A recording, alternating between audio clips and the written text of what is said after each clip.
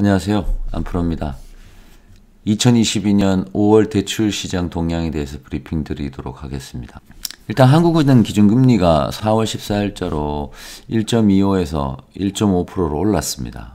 네, 신규 코픽스 금리도 4월 15일에 고시된 금리가 1.72%로 전월 1.70이었죠. 그래서 소폭 상승했습니다.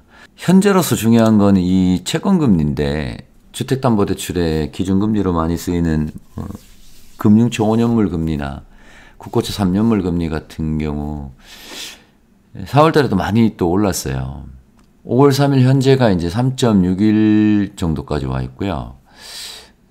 국고채 3년물도 3.14 정도 와 있는데 이게 지금 어느 정도 상승한 거냐면 1월 초에 금융초 5년 기준으로 2% 초반에서 이렇게 시작했는데 지금 3% 중반을 넘어섰으니까요. 금리가 엄청나게 많이 올랐습니다.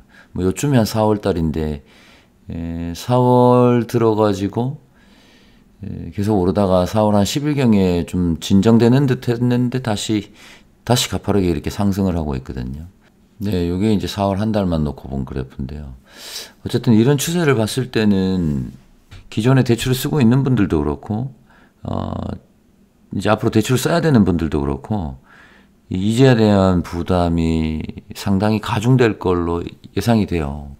그래서 이 시장에 보면 이 코픽스 금리를 기준으로 하는 대출 상품과 채권 금리를 기준으로 하는 대출 상품의 금리 차이가 상당히 벌어져 있는 상태입니다. 그러나 코픽스라고 해서 가만히 있겠습니까? 시간이 지나면 또 오르겠죠? 그래서 지금 대출을 선택할 때 변동령과 예를 들면 고정령을 놓고 금리 차이 때문에 고민하는 분들이 분명히 계실 거란 말이죠. 앞으로도 있을 수 있고요. 그런데 당장의 금리 차이 때문에 변동령을 선택한다? 신중히 고민해 볼 필요가 있을 것 같습니다. 만약 대출을 오래 쓸 분들이 아니라고 하면요, 크게 상관없을 수 있지만, 대출을 장기적으로 써야 되는 분들한테 지금 당장 변동금리가 1% 싸다. 0.5% 싸다 이래서 변동금리를 선택한다. 제가 봐서 너무 위험한 선택이라고 생각이 됩니다. 그 다음 정책자금 금리 변동 추이를 좀 봐볼게요. 디딤돌 대출 같은 경우는요. 4월에 중간에 한번 바뀌었었는데 그 전달보다 0.15% 정도 올라 있습니다. 현재 5월 시작인데 4월 금리 그대로 적용되고 있고요. 보금자리론 같은 경우는요. 40년 만기 아낌이 보금자리론 기준으로 이제 4.3%, 4월 달에 3.85%였으니까 금리가 0.45%나 상승했네요. 그리고 4월 중에 이제 여기저기서 적격대출을 다시 판매가 됐었었는데 5월 달에는 이 적격대출 금리가 4.4%로 판매되고 있고요. 이게 지금 다시 판매는 됐지만 적격대출의 이 자금이 그렇게 넉넉하지 않기 때문에 대부분 또 자금 소진된 곳들도 있고 얼마 안 남은 걸로 알고 있습니다. 그래서 적격대출 쓰셔야 되는 분들은 서둘러서 좀 준비를 하시면 좋을 것 같습니다.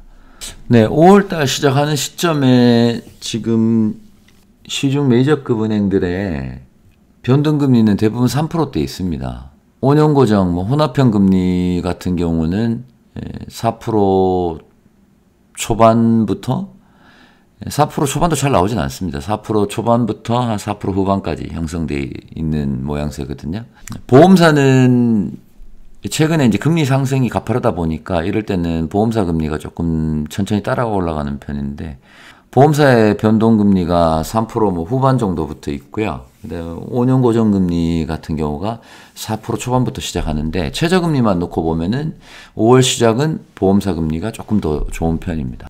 이제 카카오뱅크는 제가 개인적으로 항상 관심을 갖고 이렇게 카카오뱅크나 K뱅크처럼 인터넷은행들은 제가 개인적으로 굉장히 관심을 갖고 있어서 항상 이렇게 좀 보고 있는데 카카오뱅크의 현재 5월 4일 기준으로 변동금리는 3.0%부터 시작하네요. 3%대 일반 시중은행보다 조금 싼 편인 것 같고요. 5년 고정 혼합형 금리는 4.5%, 최저금리가 4.5%에서 시작하니까, 그냥 그런 정도, 것 같아요. 특별히 다른 데보다 싸진 않은 것 같으네요.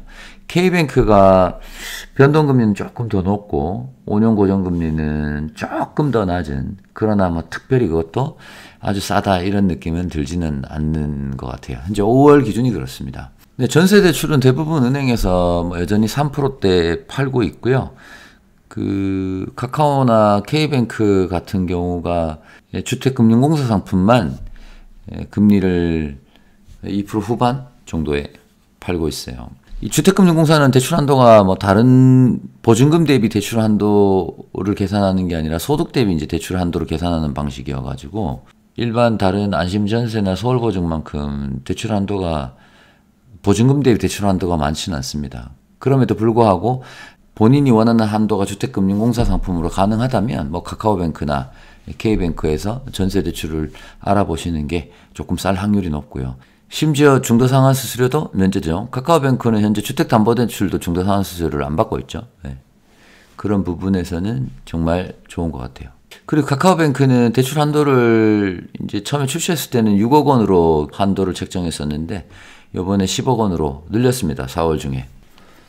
그 최근에 보다 보니까 주택담보대출 7%대 대출금리 이런 기사들이 많이 보이더라고요. 물론 금리가 많이 오른 거는 사실이고 저 또한 너무 많이 오르는 게 아닌가 하는 걱정도 가끔 들기도 해요. 왜냐하면 이게 너무 많은 사람들한테 영향을 끼치기 때문에. 그런데 이제 실제로 주택담보대출이 7%를 받는 분들은 없죠. 이런 기사들은 많이 나오지만 실제로 우리가 받는 건 여전히 3%대, 변동 기준으로 3%대, 뭐 혼합형 고정금리 기준으로 4%대, 그리고 정책자금 대출도 여전히 뭐 2%대부터 3%대, 4%대 다 있고요. 그런 정도에서 여전히 가능한 수준에는 있습니다. 최근에 이제 뭐 기사들 보니까 또 이런 기사들도 있더라고요. 주택담보대출이 40년짜리 상품 출간하고 신용대출 10년짜리 뭐 등장했다. 그래서 대출 한도가 증가한다. 이 뭔 소린가 싶을 거예요. 그래서 제가 잠깐만 보여드리면요. 예를 들면 연봉이 5천만 원인 사람이 있는데 이제 담보대출을 받으려고 그래요. 그래서 대출을 뭐 한 2억 받으려고 한다고 치죠. 약정기간을. 기존에는 보통 35년짜리 상품이 제일 길거든요. 420개월. 그런데 뭐 금리를 4%에 받는다 치고요. DSR을 계산해 보면은 자기 소득 대비 21%입니다. 그리고 이 사람이 신용대출이 또 뭐 있다고 치죠. 예를 들면 뭐 5천만 원 있다고 할까요? 5천만 원 있는데 보통 DSR 계산할 때 5년에서 10년 사이로 계산되게 돼 있거든요. 그러면 신용대출 이것도 뭐 4%라고 치면은요. 그럼 이 사람이 DSR이 45% 나옵니다. 근데 이 사람은 현재 DSR 기준대로라면 차주 단위 DSR 40%에 걸리기 때문에 은행에서는 못 받습니다. 예를 들면 주택담보대출을 은행이 신청하려고 하면은 받을 수가 없어요. DSR이 오버돼 가지고요. 보험사에서는 물론 받을 수 있겠죠? 50%까지니까. 그런데 이 사람이 만약 신용대출이 5년이 아니라 10년이라고 쳐보죠. 그러면 신용대출이 5년짜리가 아니라 10년짜리라면 DSR이 이렇게 확 줄어들게 됩니다. 그러면 이 사람은 똑같은 연봉에 똑같은 주택담보대출을 신청하는데 은행에서도 신청이 가능하겠죠. 이런 식으로 이제 약정기간을 늘리면 대출기간을 늘리면 DSR이 떨어지는 효과가 생기기 때문에 시중은행들이 신용대출도 이제 10년짜리 상품을 내놓게 되고 주택담보대출도 35년이 아닌 40년짜리 상품을 내놓게 되는 겁니다. 참고로 주택담보대출도 40년으로 바꿔볼까요? 480개월로 바꾸면 이렇게 DSR은 더 떨어지게 됩니다. 마지막으로 5월 3일 날 윤석열 정부 인수위에서 110대 국정과제에 대해서 5월 3일 날 발표를 했습니다. 이 가운데 제가 그 대출에 관련된 것만 좀 말씀을 드리면 딱 한 장입니다. 딱 한 페이지입니다. 한 페이지인데 뭐 과제 목표, 뭐 크게 중요한 건 없고요. 주요 내용 우리가 이제 기대했던 거는 선거 때 이제 공약으로 나왔던 LTV 완화, 그리고 거기에 맞춘 DSR 완화, 그다음 10억 초과 아파트에 대한 규제 완화, 뭐 이런 등등 있었잖아요.